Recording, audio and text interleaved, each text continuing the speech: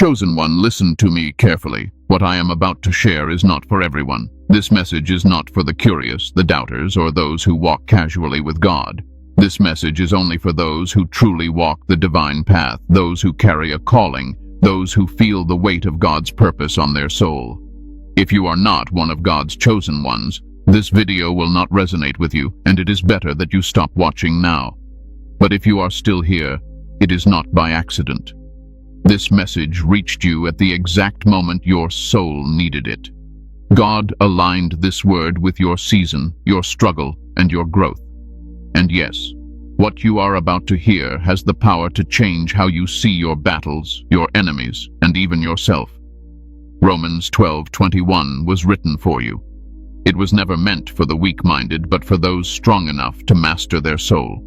You are not called to be consumed by evil, but to overcome it from a higher place, with spiritual authority. Stay with me till the end, because what I will reveal today will bring clarity, peace, and strength you didn't know you still had. Before we continue, chosen ones, like this video, subscribe to the channel if you haven't already.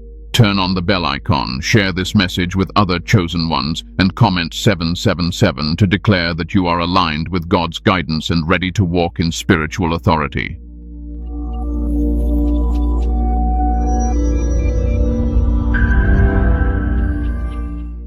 Why Romans 12:21 was written for the chosen ones. Chosen one, I want you to slow down and really hear this.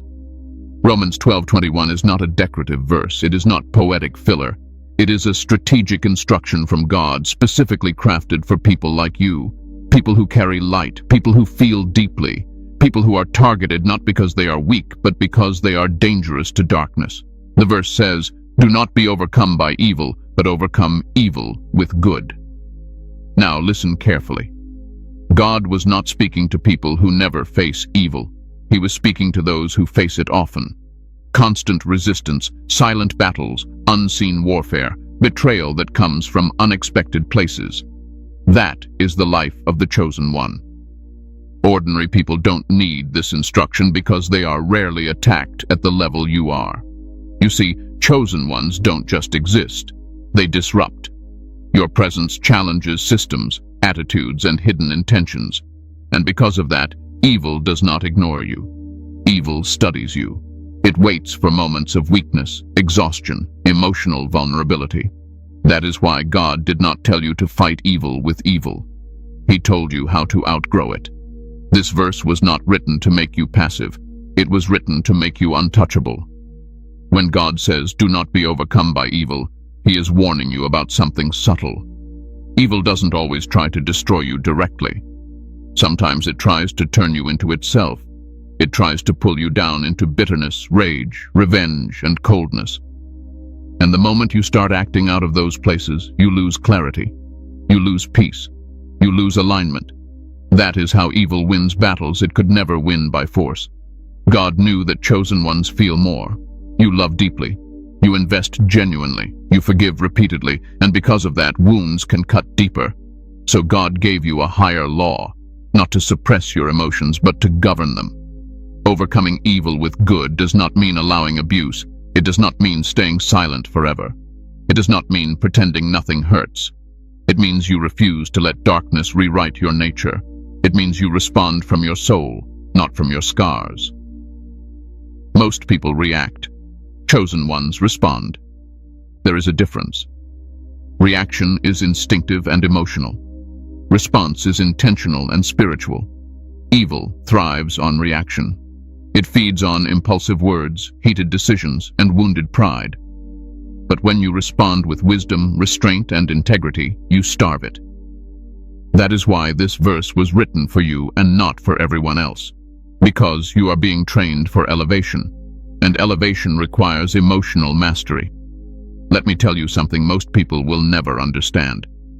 God does not promote people who cannot control themselves under pressure. He prepares them first. And pressure is the classroom. Conflict is the lesson. Opposition is the examination. Every time you choose not to become what hurt you, you pass a test. Romans 12:21 is God saying, "I know what they did. I know what they said. I know how unfair it was. But I also know what I placed inside you, and if you protect that, nothing outside of you can defeat you. Chosen one, this verse is not about being nice. It is about being powerful in a way the world does not recognize. It is about spiritual intelligence. It is about understanding that your soul is more valuable than your pride, and your peace is more important than proving a point. When you overcome evil with good, you are not losing. You are rising above the battlefield entirely. You are stepping into a dimension where God handles what you no longer need to touch. And this is why this message matters right now, because you may be standing at a moment where reacting feels justified, where defending yourself feels necessary, where returning the same energy feels tempting. But God is calling you higher, not because you are weak, but because you are chosen. Chosen one, let me add this carefully, because this part will settle something inside your spirit. When God gave this instruction, He was also protecting your future. You may not see it now, but every time you choose restraint over retaliation, you are preserving doors that anger would have slammed shut. You are protecting relationships, opportunities, and callings you have not yet stepped into. Evil does not just want to hurt you today. It wants to disqualify you tomorrow. That is why some situations feel so emotionally charged. That is why certain people seem to know exactly how to press your buttons. It is not coincidence. It is strategy. The enemy wants you tired, reactive, and spiritually off balance, because a chosen one who loses inner alignment becomes distracted from their true assignment. God's way always looks slower at first, but it moves further. While others burn bridges in moments of emotion, you are being taught how to walk across waters without sinking. This is not about suppressing your voice. It is about choosing the right moment, the right tone, and the right authority. Silence, when guided by wisdom, speaks louder than arguments ever could. I want you to understand this deeply. When you walk away with peace intact, you are not running. You are reigning. You are showing that your soul is not available for manipulation, and that alone terrifies darkness. So if you've been feeling tired of always being the bigger person, hear me clearly. God sees it. Heaven records it. And nothing you surrender in obedience is ever lost. It is stored, multiplied, and returned in a form that does not cost you your soul. This is why Romans 12:21 is not just scripture, it is armor. The difference between fighting evil and overcoming it. Chosen one, this is where many people get confused, and this is where many lose battles they were never meant to fight in the first place. Fighting evil and overcoming evil are not the same thing. They may look similar on the surface, but spiritually, they are worlds apart. When you fight evil, you engage it on its level. You enter its emotional terrain. You respond with the same intensity, the same tone, the same heat. Fighting is loud. Fighting is reactive. Fighting drains you. And here is the truth most people don't want to hear. Evil is very good at fighting. It has been doing it for a long time. But overcoming evil is different. Overcoming does not mean you deny the pain. It means you refuse to let the pain decide who you become. Overcoming is quiet strength. It is composure under pressure. It is restraint when retaliation feels justified. And make no mistake, this takes far more power than lashing out ever will. Evil wants engagement. It wants reaction. It wants you emotionally invested in proving, defending, explaining, and correcting. Because the moment you do that, your peace becomes collateral damage. Your clarity becomes compromised. Your spiritual authority weakens. Let me say this plainly. Not every attack is meant to be answered. Some are meant to be outgrown. Chosen ones are often misunderstood because they don't respond the way others expect. People think silence means weakness. They think calm means indifference. They think restraint means fear. But what they don't see is the inner discipline it takes to remain steady while being provoked.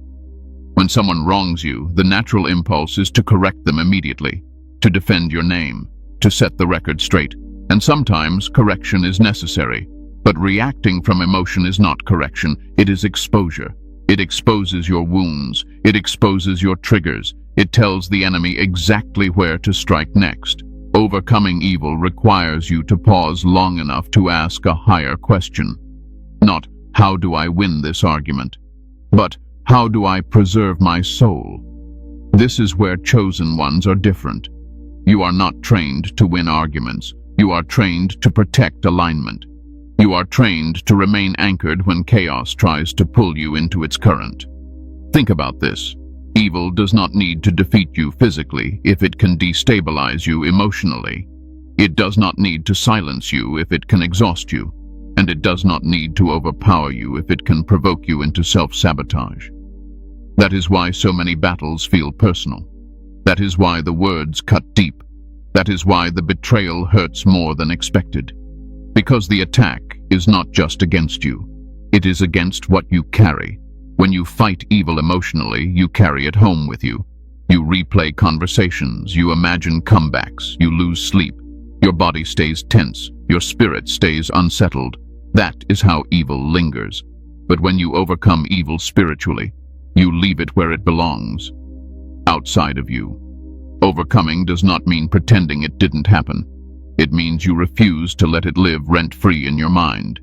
It means you process the pain without poisoning your spirit. It means you acknowledge the wound without becoming bitter. Here is something I learned long ago. Evil is loud because it is insecure.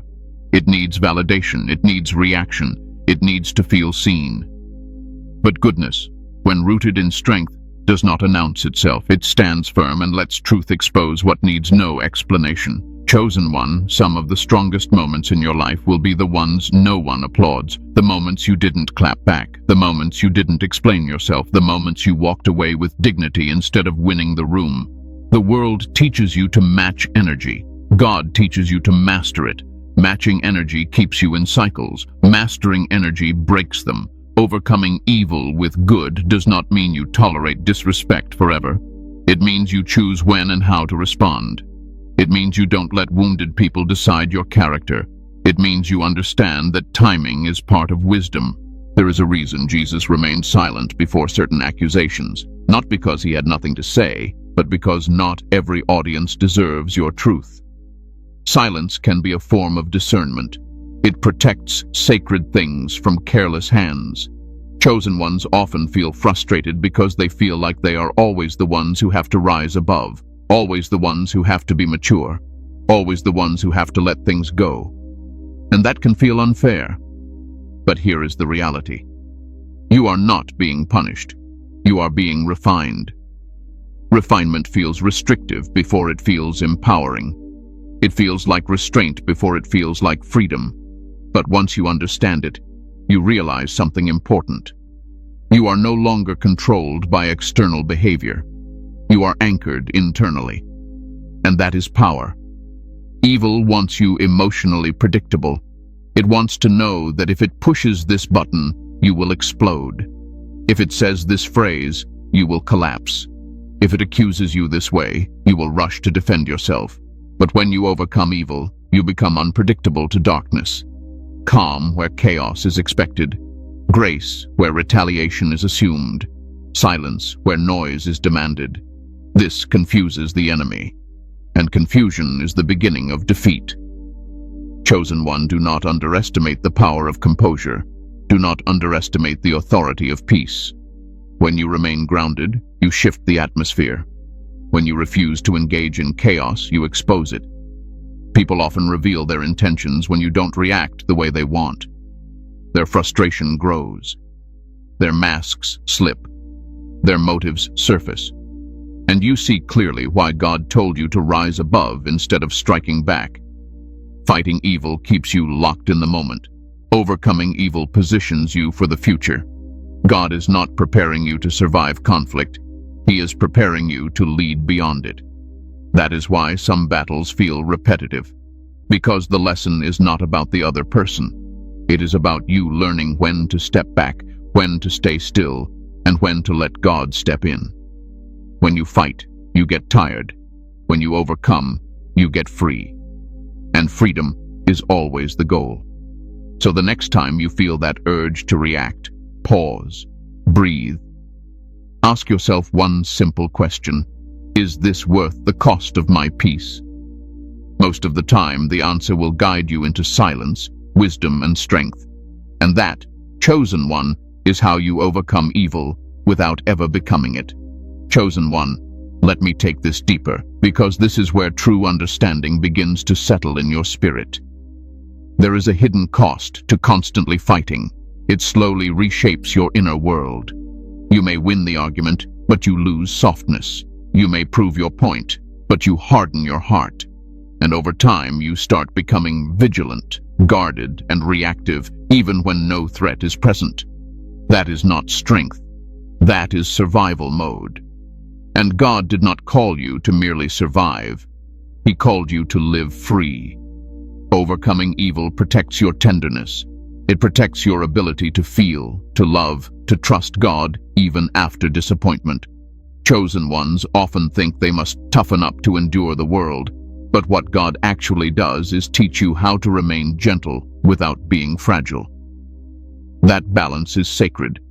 When you fight evil repeatedly, your nervous system stays activated, your mind stays on alert, your body never fully rests. But when you overcome evil, your system learns safety again. Peace returns. Clarity returns. Sleep becomes deeper. Prayer becomes lighter. That is not coincidence. That is alignment. And here is something most people never realize. Evil loses interest when it cannot control your emotional state, when it can no longer provoke you into spirals of anger, shame, or self-doubt.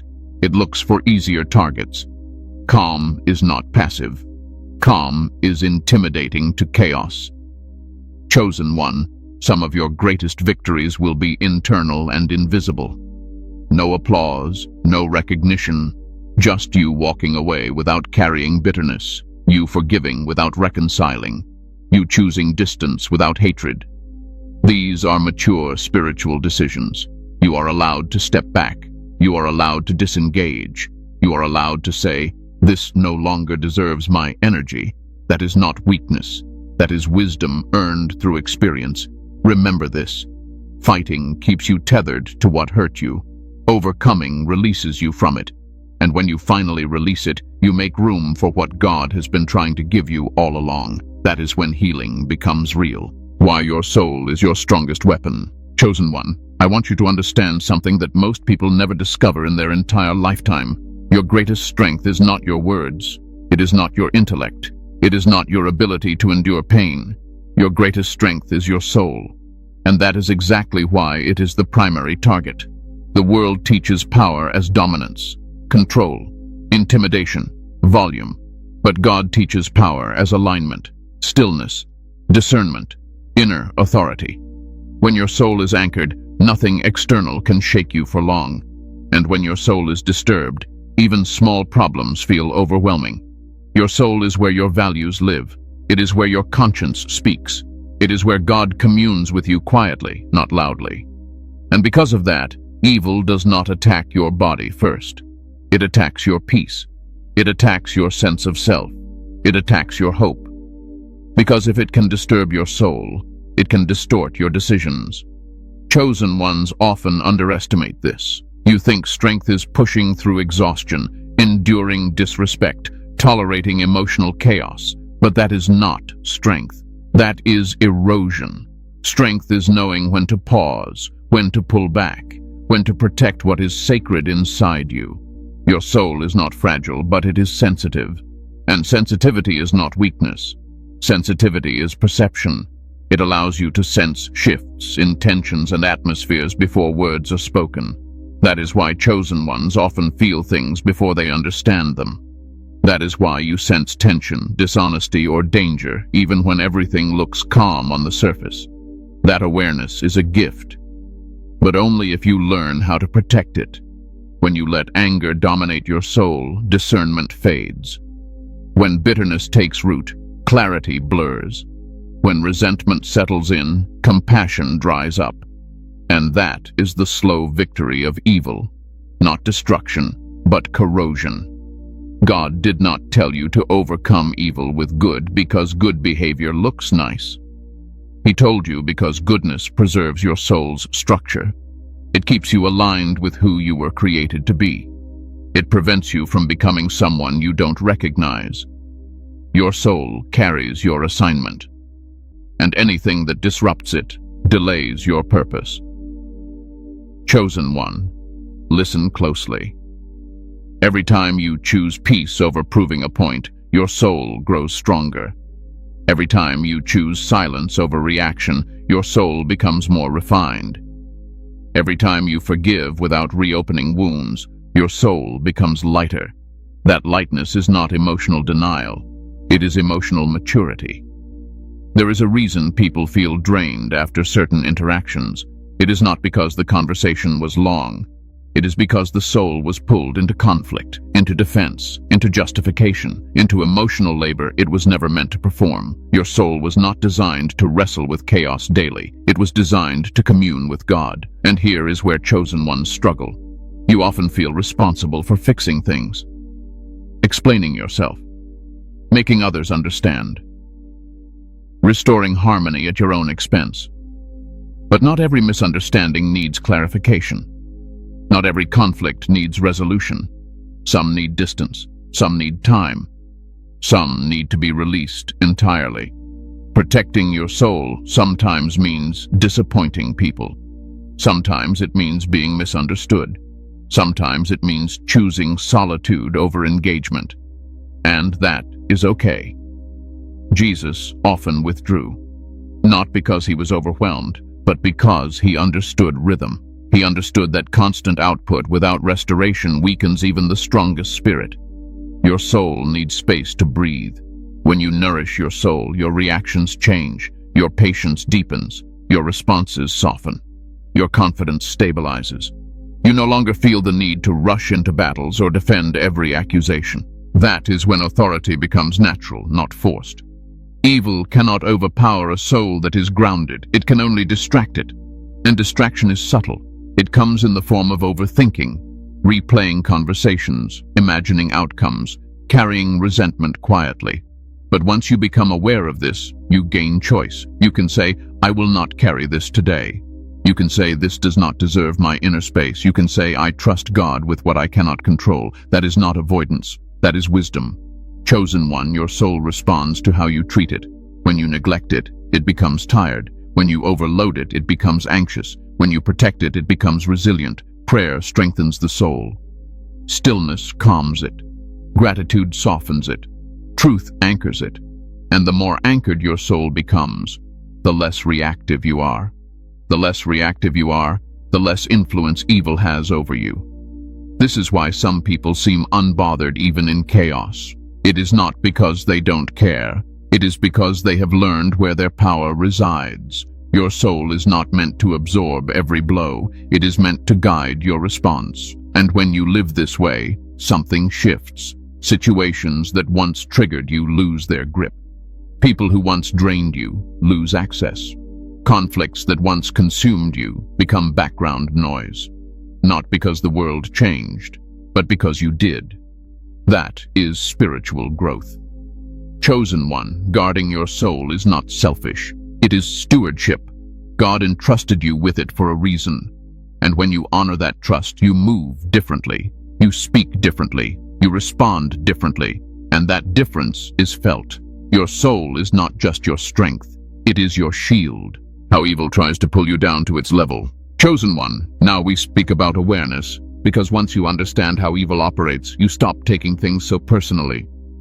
You stop internalizing attacks that were never about you to begin with. And most importantly, you stop falling into traps that were designed to drain your spirit. Evil rarely comes announcing itself.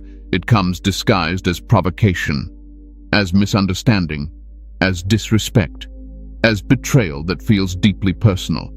It studies your values, your compassion, your patience, and then it uses those very traits to try to destabilize you. One of the most common tactics is emotional baiting. Someone says something just sharp enough to sting, just inaccurate enough to trigger correction, just unfair enough to make you want to defend yourself. And the moment you take the bait, the focus shifts. No longer on truth, but on reaction. No longer on integrity, but on emotion. Evil wants to drag you into the mud because it knows you shine on higher ground. Chosen ones often ask, why does this keep happening to me? Why am I always misunderstood? Why do people project their issues onto me? The answer is simple and uncomfortable.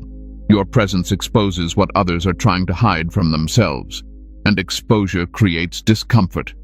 When people are uncomfortable, they often lash out. They accuse, they criticize, they distort. Not because you are wrong, but because your alignment reminds them of their own disconnection. Evil uses projection very effectively. People place their unresolved wounds, insecurities, and fears onto you. And if you are not careful, you start carrying weight that was never yours to hold. Another tactic is urgency. Evil wants immediate response.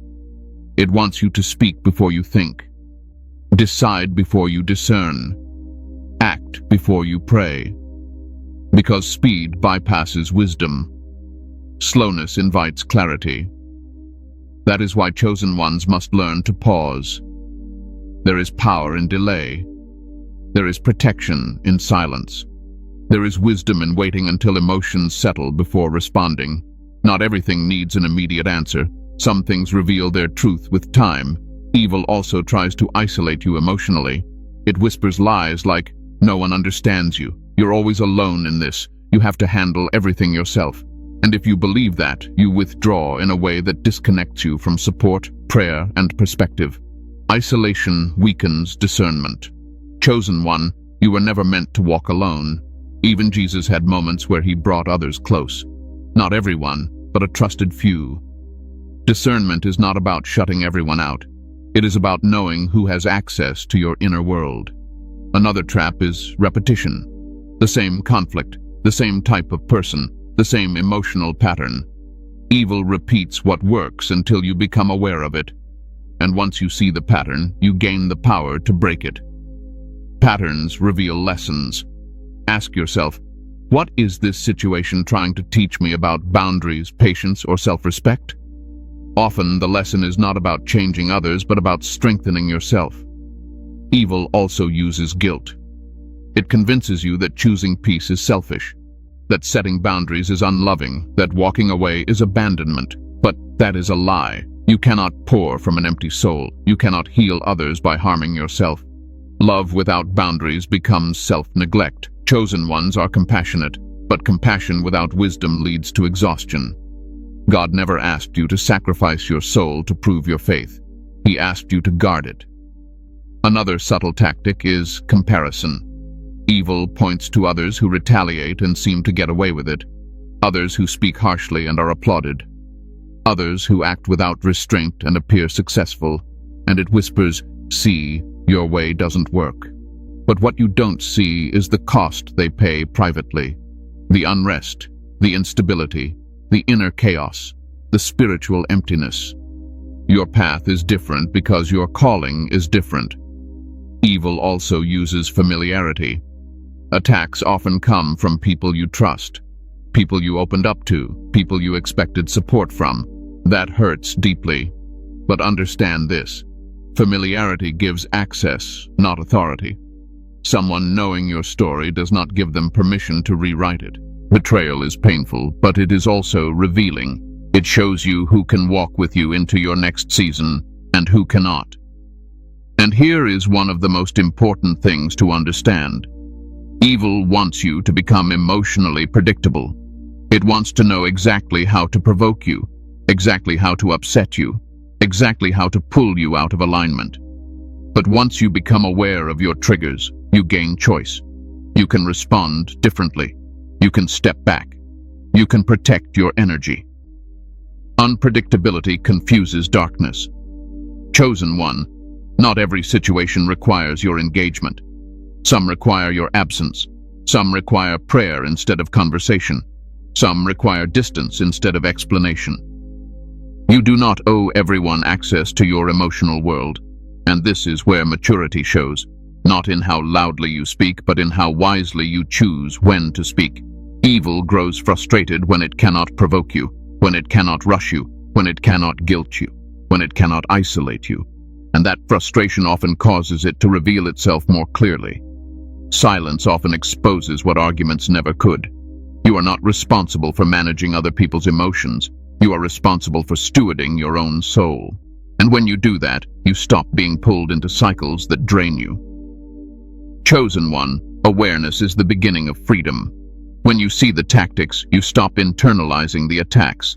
You stop questioning your worth. You stop replaying conversations endlessly. You realize something powerful.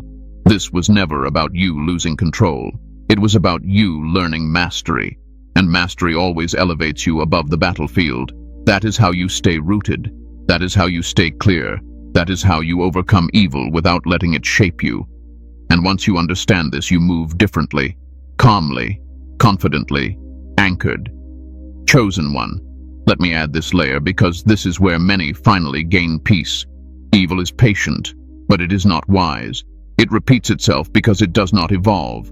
And once you stop reacting the same way, its influence weakens. That is why growth often comes with a sense of disappointment at first.